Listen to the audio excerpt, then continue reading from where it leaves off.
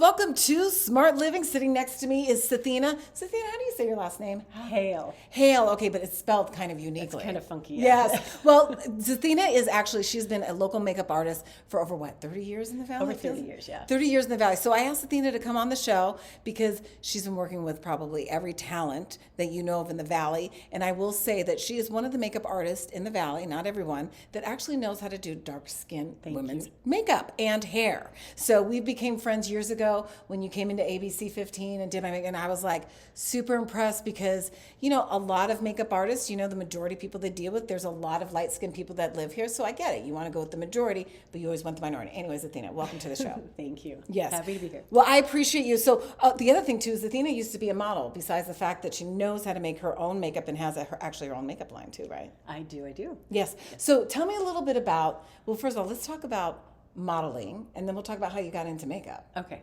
So you used to be a model when you were a kid. Yeah, I started showing interest when I was young. Right. And did a couple little modeling classes, which don't normally help you with the modeling business, but good for etiquette and learning all those proper things. And then I started, I signed with an agency and started working at 16 in LA.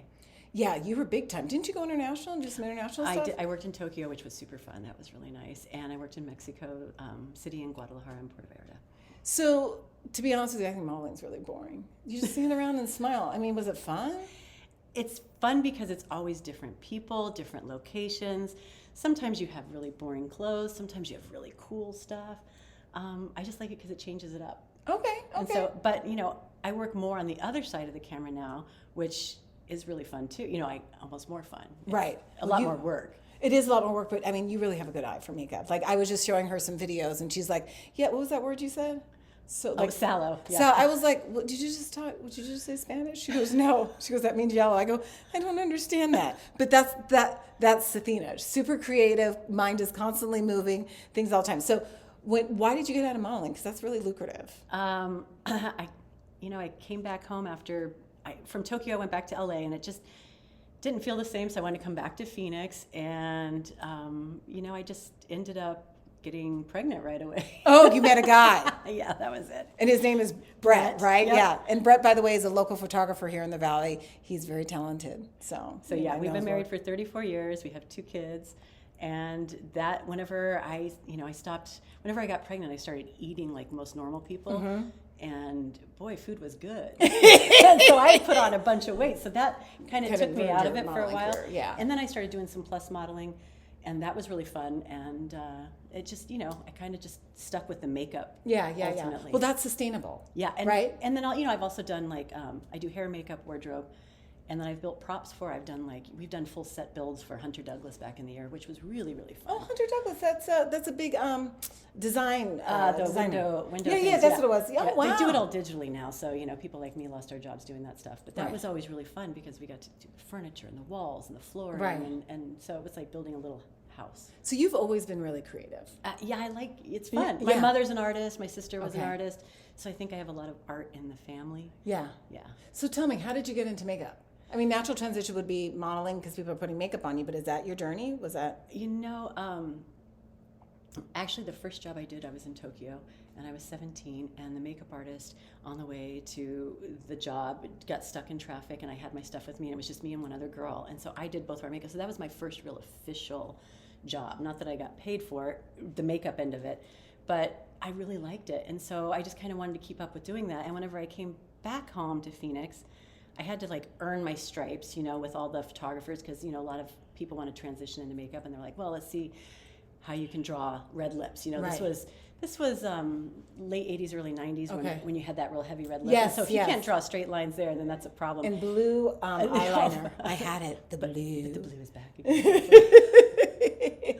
It always comes back, right? It does. So it was fun. So I started doing more and more work with different photographers, and luckily I got to work with one photographer for a long time who was a real stickler, and he made me be really, really perfect, which was great.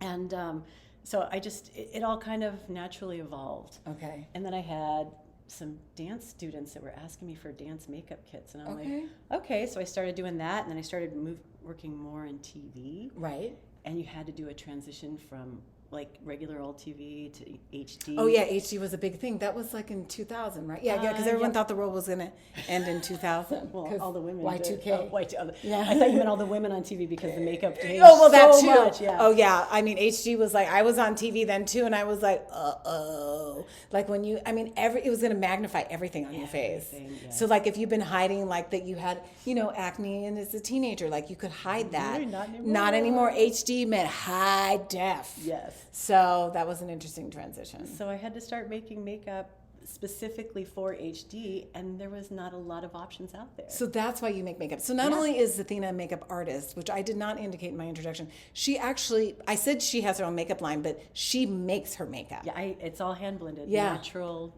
vegan, petrochemical free, no FTC colors, no talc filters, binders, oils, no bismuth oxychloride.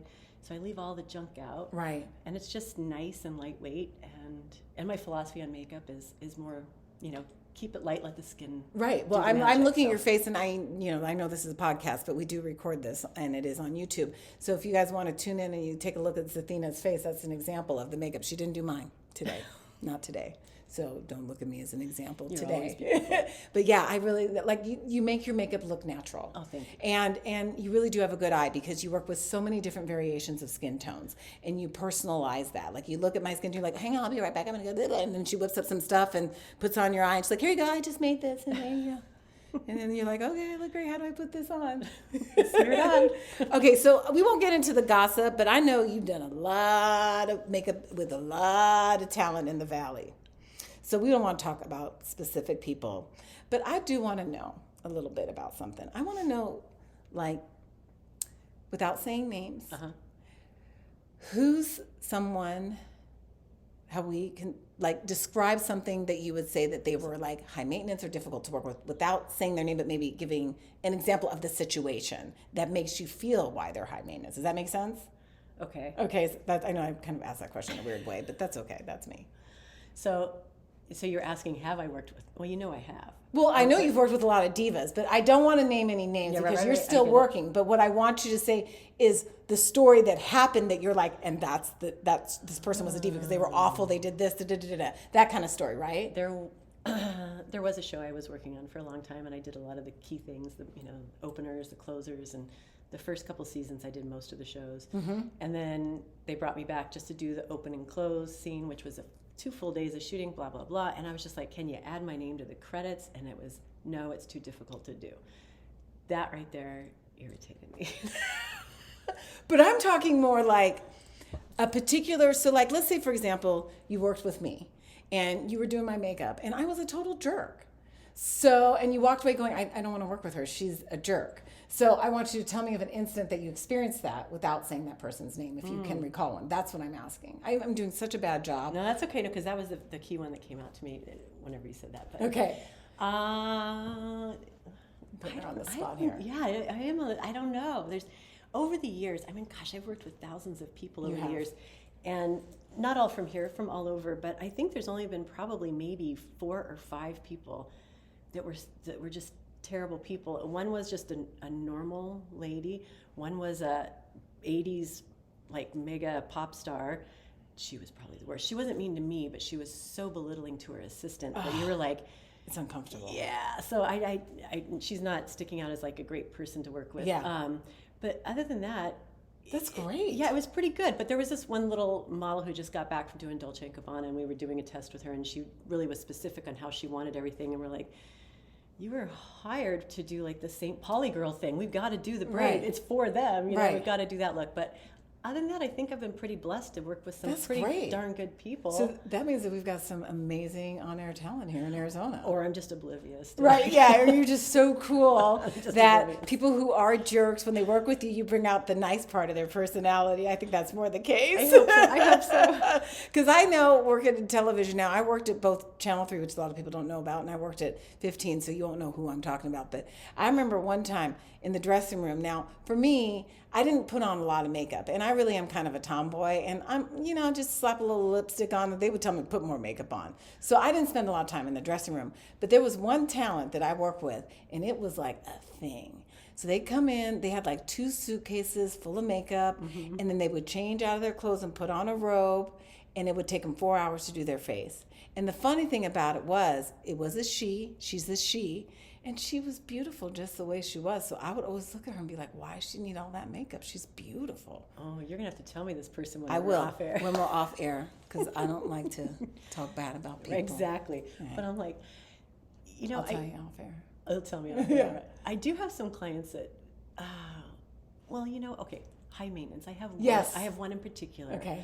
And she's out of state, and she messages me a lot with all these questions, and I love to help every way I can. You do. You're very helpful. But I've been beating my head on the wall for like the last year, and I'm like, all of your things would be solved if you would just put more money into your skincare and maybe some face yoga and massaging the face muscle and retraining the muscles of the face is really important. I'm like, instead of trying to paint on what you want, work on the foundation first. Oh my God, I love that. And because the more you pile on, it doesn't get better. No, it doesn't. Yeah, no, it so just looks worse. If your skin is good to begin with, then you can use a lot less, or you can achieve that heavy eye makeup look you want once you correct the things you need to do. And so I've been sending her videos. I'm like, just do this. Follow these people. It's great stuff. And yeah, and no, she just wants to do more and more makeup. And so that's probably my most difficult. I feel like that's probably a little bit of mental illness going on there, or that she has. I agree that with a lot of people, they have to cover. And yeah, so, there's something there psychologically where they're just not happy with their appearance. Yeah, and I think and it's weird. Yeah, and she keeps sending me pictures from like 15 years ago. Why don't I look this good anymore? And I'm like, because you. Oh wow. Because ladies, you need an eye cream before you're 20. Okay. Yeah. Okay. So that was going to be my next question, Zethina. While we have you here, now being that I'm in my 50s, I won't say how old you are unless you want to, but I'm in my 50s, and I know that a lot of women that you work with are in my age group. Yep. So being that we're aging, because I do feel that aging is not kind to women. It's kind to men, and it's a bunch of bunk.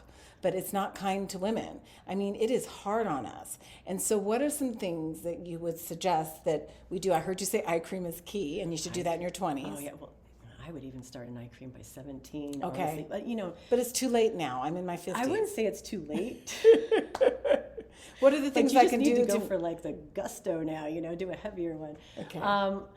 Creams and oils are great for the face. Okay. Hydrating the skin and getting that acid mantle, that barrier, that natural barrier on the skin. If you keep that healthy, then everything that's locked inside will just do wonders for your skin. So moisturize. Yeah, and I'm not a huge fan of a lot of the American skincare lines because they do a lot of stripping with the harsh acids and the harsh products, and especially here in Arizona, we're so dry already. Yes.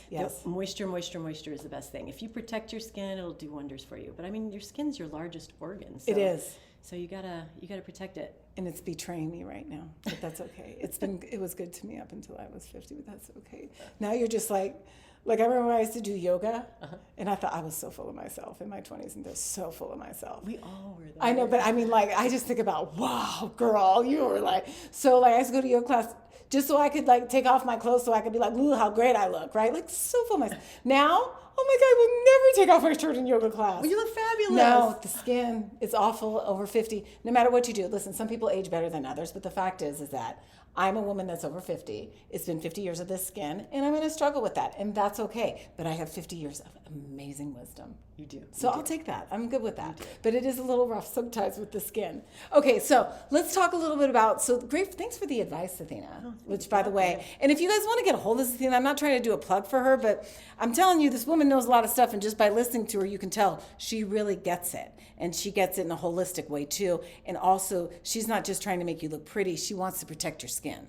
So it's genuine. And I'll tell you, when I go and I have you redo my makeup, which I recently had you do because I'm aging. I need a little bit of eye lightening and stuff like that. She made some makeup. Her prices are very reasonable, too. I felt like for what you gave me, the consultation plus the cost, that was where I couldn't get that at Sephora, right? So so that was great. Okay, now we're gonna do what I do. I'm all about showing people how to save money. So every guest that comes on my podcast, I ask them ways that they save money. I already know you're a super frugal person, but I'm gonna put a little twist on this. So I want you to share with me the things that you absolutely have to buy, but you hate paying the price for it?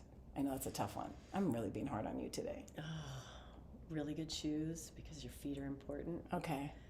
And my skincare. I do spend a lot on my skincare. Yeah, but your skin looks great. Well, thank you. But yeah, I'm kind of, that's probably my main things. And my hair stuff, yeah. Yeah. But other than that, But you hate paying the high price for it. I do hate paying the high price. But you'll just do it. Yeah, but I like, for clothes and stuff, I love resale shopping. Yeah. If someone else owned it, it's even better. It's Okay. much more fun. So you're very frugal with shopping. You don't go buy stuff off the rack? I do when it's on sale. Okay. Because it's more exciting if you got it for a Oh, deal. hell yeah. I got this $100 shirt for $8. Right, That's my yeah, this huge. I'm I'm all all about Banana that. Republic. I got it for $15. Oh my I'm God. so happy to get it. Really? And it looks really nice. And you know what I like? I like the 3/4 sleeves. I love the 3/4 Because sleeves. as we Yep. age, you got that little goggling skin there. Sorry, guys, I'm Exactly. flapping the skin under my arm, if you're wondering what That's I'm doing. exactly why I like them too. Yes. So that is great. Okay, so let me tell you some things that I tell this to every single one of my guests. I hate paying tires. I hate spending money on cars. Oh yeah, I agree with you. And I drive an electric car, and I just said this in the other podcast that I recorded on, but I sound like a broken record. But I have a car that only takes one brand of tires. Oh Yeah, I can only buy that, and it's electric cars, so electric cars are heavier, so they go through tires quicker. So literally every year I buy 4 new sets of tires, and it costs me anywhere from $1,200 to $1,600 because I cannot buy another brand. But that's okay. So for your 4 tires, you're maybe at $1,600. Yeah, Yeah. for all 4, because I have to change all 4. I get that. But my 20-year-old or 24-year-old beast car that I drive out there, those tires are like right around there too. So I get it. But you don't get it you have to do it every year. No, probably every 2 years. Yeah, at but with least, electric cars, yeah, every year. that's the catch. So I see that. That's They a weigh lot. more, so they run your tires. So almost all EV, even Teslas, they get less use out of their tires because they wear much quicker because the cars are heavy. So that's interesting there, right? They're probably better in accidents though because they're heavier though. It seems like. I don't know. I worry. I don't know. We can get all into this EV thing. And, I bought an EV. It wasn't so much like an environmental thing. It really came to personal thing. I hate buying gas. I hate going to the gas station. I hate buying gas. So when I needed a new car, I was like, this is reasonably priced. I paid $28,000 for my little. That's not bad. Yeah, it's an i3 BMW. It's super cute. It's super cute. But yeah, I paid tires $1,600 every year. But that's how I make up for the gas. But Yes, I don't have to yes. stop at the gas station. Which is good. Because That's every the time key. I stop at the gas station, I'm afraid there's a credit card skimmer out there, so I'm always trying to yank on. Because I've gotten that way. I've gotten hit like twice that way. That's so great. Zethina, thank you for coming on and was sitting so and shooting much chat with fun. me. See, that wasn't so bad. No, not at all. I was totally nervous. TV for years, not a problem, but stick a microphone in my face and it's rough. You did great. Thank you. Okay, guys. Well, this is Zethina Haehl, and I'll have her information if you want to get a hold of her on my blog at smartshopperdaphne.com. And don't forget, I'm Daphne Monroe, your smart shopper. We'll see you next week.